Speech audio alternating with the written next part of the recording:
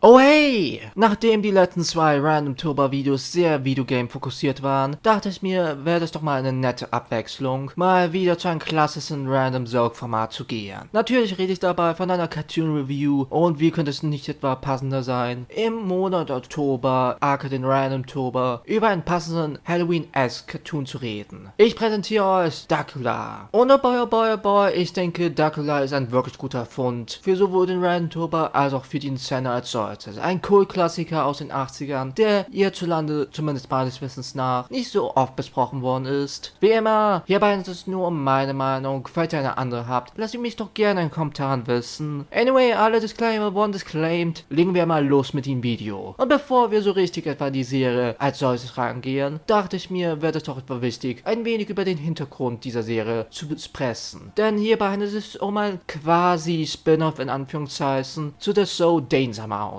Für die Leute, die nicht etwa Danger Mouse in ihrem Kopf haben, es geht hierbei um eine weiße Maus, die mehr oder weniger ein Superagent ist. Die Serie war definitiv ein großer britischer Erfolg für die 80er Jahre und vor allem ihr Animationsstudios Crosscroft Hall und vor allem für den Sender Nickelodeon. Ja, genau der Nickelodeon, der uns etwas SpongeBob und all die Nicktoons gegeben hat, war die Show definitiv ein großer Import-Klassiker. Und da der Erfolg von Danger Mouse so groß war für Nickelodeon, dachte man sich, dass man mit Crosscroft Hall eine gute Zukunft in sich hat. Und so zickte man eine Co-Produktion mit Crosscroft Hall, welche mehr oder weniger ein Spin-off, mehr oder weniger kein Spin-off zu Danger Mouse ist. Denn in Danger Mouse hatten wir etwa einen Schurken namens Count Dracula. Und dieser hat etwa die Aufmerksamkeit von der damaligen Chefin von Nickelodeon, Sari Laborn, wirklich etwa gut geketzert, als etwa ein Besuch bei Crosscroft Hall gemacht hat. Und so entschied man sich, über diesen Charakter ein Spin-off zu machen. Und dieses Spin-off ist sehr anders im Vergleich zu den Auftritt, den er in Danger Mouse gemacht hat. Was es für uns zu der Serie als solches bringt. In Dracula verfolgen wir die 17. Inkarnation von Dracula. Denn auch wenn es mehrere Draculas gibt in dieser Dynastie, so doch sind die alle mehr oder weniger derselbe Dracula, nur wieder neugeboren durch ein Ritual. Bei diesem Ritual aber ist was schief gegangen und so entstand der 17. Dracula, der sehr anders ist im Vergleich zu seinen Predecessors. Denn während diese mehr oder weniger Fangs hatten, sehr typisch Vampir waren oder auch etwa viel Kraft über Magie besaßen, so doch ist dieser Dracula ein Vegetarier, hat weder etwa die Fangs noch etwa wirklich viel Magie. Er hat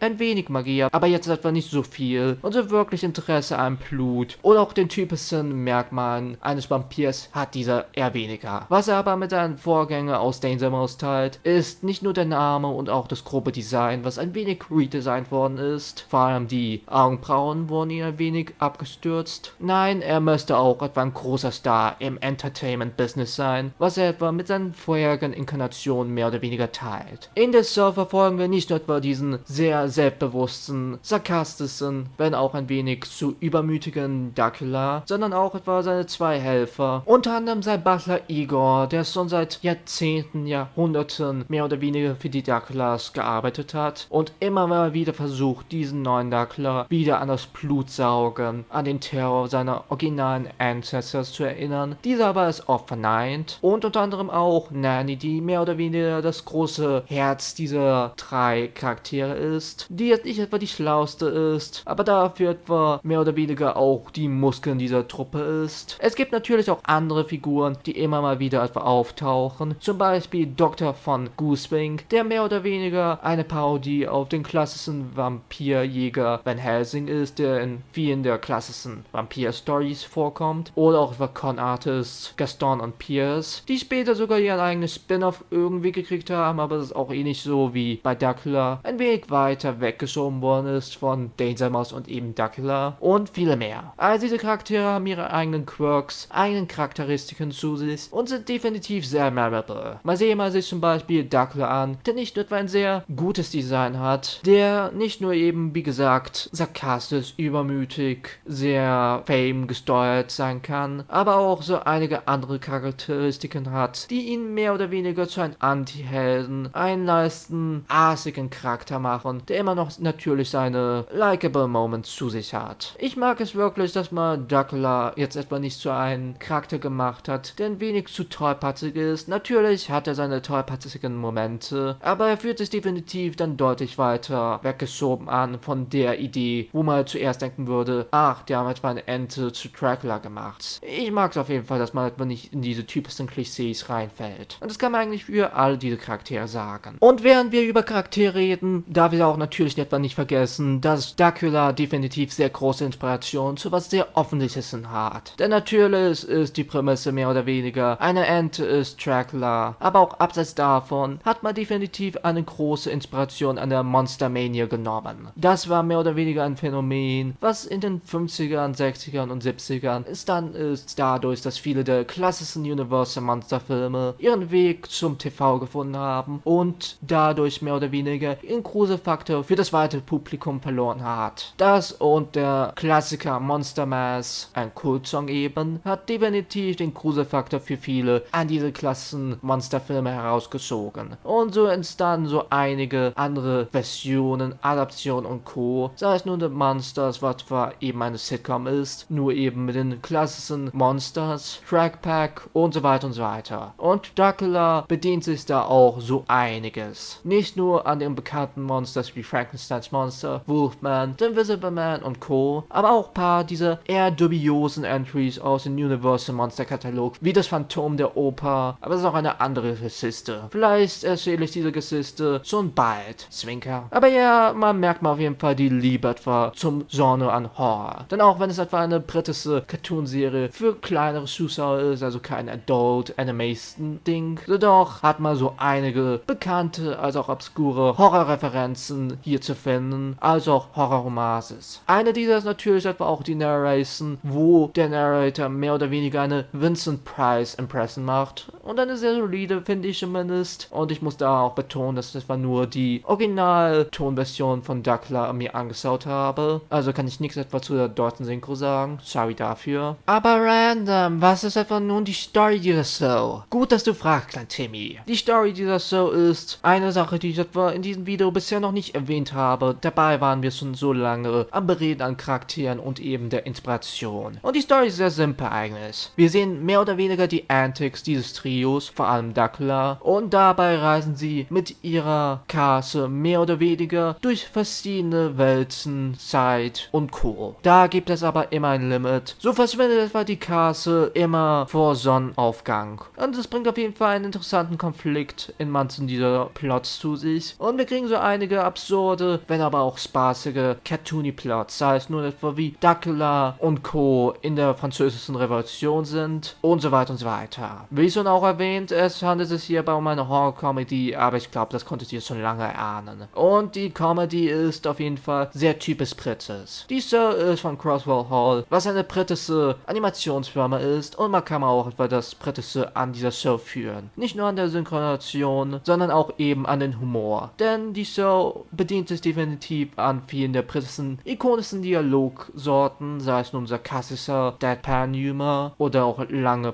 Pausen zwischen was Gesagten, um etwa was Komödiantisches zu highlighten, oder auch eben etwa vielen Puns. Das, was man von britischen Shows vor allem zu dieser Zeit, den 1980ern gewohnt ist, kriegt man in Dracula auch wirklich hier. Und ich bin sowieso ein großer Fan von dem britischen Humor, beziehungsweise den britischen Sinn an Humor. Er kann manchmal wirklich gut funktionieren. Und auch wenn ich etwa nicht behaupten würde, dass die Comedy mich jetzt etwa so stark gereizt hat an Dracula, doch kann ich etwa nicht verneinen, dass die Comedy definitiv ziemlich gut ist, vor allem manche gute Schmunzler in sich hatte. Auch in puncto Animation ist Dracula eine Show, die definitiv seinen Charme hat und ein paar wirklich gute fluide Animations zu sich bringt. Zugegeben jetzt nicht immer, da es immer noch etwa eine Cosgrove Hall Produktion ist und da dieses Studio dann doch eher mehr im Lower Basis ist, aber im Vergleich zu Danger Mouse oder eben ihren späteren Doctor Who Webcast Scream of the Sulker sind die Animationen deutlich mehr fluid, weniger choppy und es gibt manche Momente, die sich wirklich etwa sehr professionell, sehr smooth anfühlen oder sich anschauen lassen. Generell die Animation überzeugt und meiner Meinung nach hat auch dieser leiste, roughe Stil zu sich immer noch etwa einen bestimmten Charme. Und auch die Backgrounds lassen sich wirklich gut sehen. Und das heißt, ich klingt doch etwa ziemlich gut. Und also